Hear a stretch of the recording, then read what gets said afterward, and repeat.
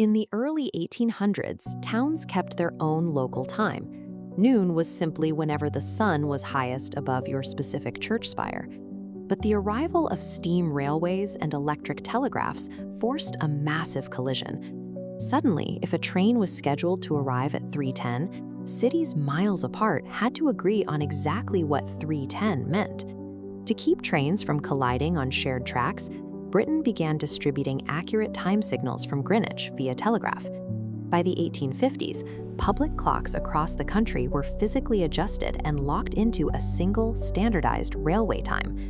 This local scheduling problem rapidly escalated into international politics. In 1884, the International Meridian Conference established Greenwich as the prime reference point for the entire world.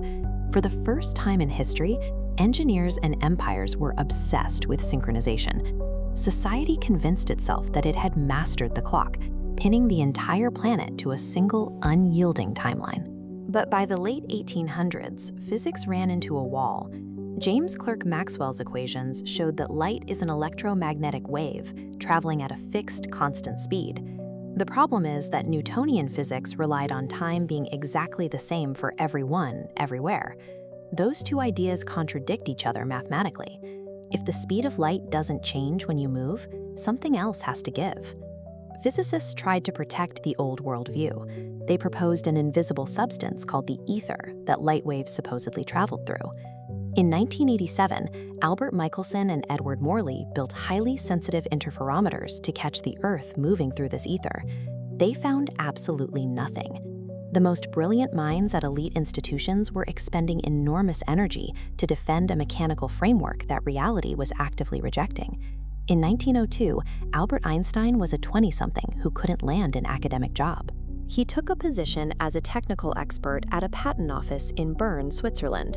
It gave him a steady paycheck and, crucially, mental distance from the academic establishment. He didn't have a grand laboratory. Instead, he relied on long walks and intense conversations with a small circle of friends.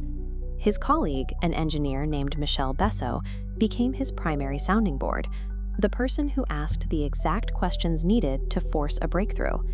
Elite scientists like Hendrik Lorentz and Henri Poincaré had already developed mathematical tools that looked very close to relativity. Einstein's leap was psychological. He stopped treating the odd math as a neat trick to fix the ether problem and started treating it as the literal description of reality. Spending his days evaluating patents for synchronized clocks and mechanical signals trained him to think practically. He took the abstract physics problem and applied an engineer's logic to the concept of time itself. This diagram illustrates the core of Einstein's 1905 paper. He laid down two strict rules. First, the laws of physics are identical for anyone moving at a steady speed. Second, the speed of light is completely constant, even if those observers are moving at entirely different speeds. To see what happens next, look at how we actually set clocks. If you try to synchronize two distant clocks by sending a flash of light between them, the light takes a measurable amount of time to cross that gap. Because the speed of light cannot change, the observer standing still and the observer moving past will disagree on when the flashes hit the clocks. Two events that happen at the same time for the stationary person will happen sequentially for the moving person. Simultaneous time doesn't exist. If now is entirely subjective, then time itself has to stretch. If you move very fast relative to me, I will measure your clock as ticking slower than mine. This is velocity time dilation. A moment of wonder. Time dilation wasn't spotted through a telescope. It fell out of the math automatically, forced into existence by the single stubborn demand that light must behave the same way for everyone. The universe backs this math up. In 1941, physicists Bruno Grassi and David Hall measured cosmic ray particles striking the upper atmosphere. Because the particles were moving so fast, their decay process slowed down exactly as relativity predicted. 18 years later, an experiment by Robert Pound and Glenn Repka measured gamma rays moving vertically in a tower. They confirmed the second piece of the puzzle, gravity time dilation. Clocks deeper in a gravitational field tick slower than clocks higher up. Then, in 1971, Joseph Heffel and Richard Keating loaded 4 atomic clocks onto commercial airplanes and flew them around the world. When they landed, the flying clocks had actually lost and gained fractions of a nanosecond compared to the clocks left on the ground. By 2010, researchers were using highly precise optical clocks to measure this effect at the human scale. They proved that time runs at a different rate with an elevation change of just 33 centimeters. You age slightly faster at your head than you do at your feet. Decade by decade, these experiments thoroughly dismantled the 19th century illusion of a universal mechanical clock ticking steadily in the background of the universe. Today, relativity runs quietly under our modern infrastructure. The most direct proof sits in your pocket every time you use a phone to navigate. This diagram shows the competing forces acting on a GPS satellite.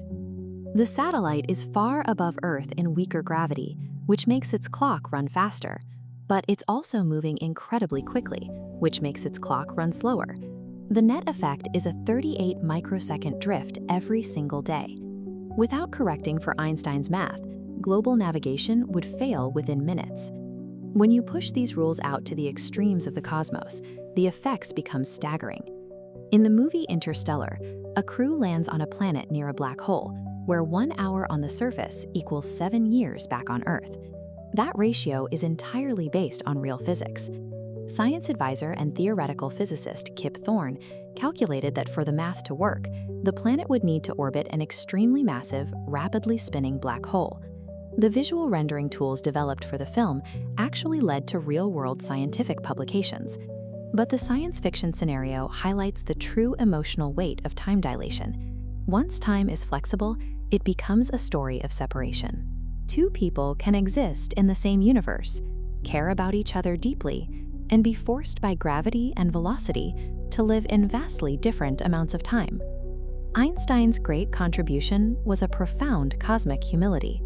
He proved that the duration of an event, the length of a journey, and the simple measurement of how long something took are strictly personal experiences, dictated entirely by where you stand and how you move through the universe.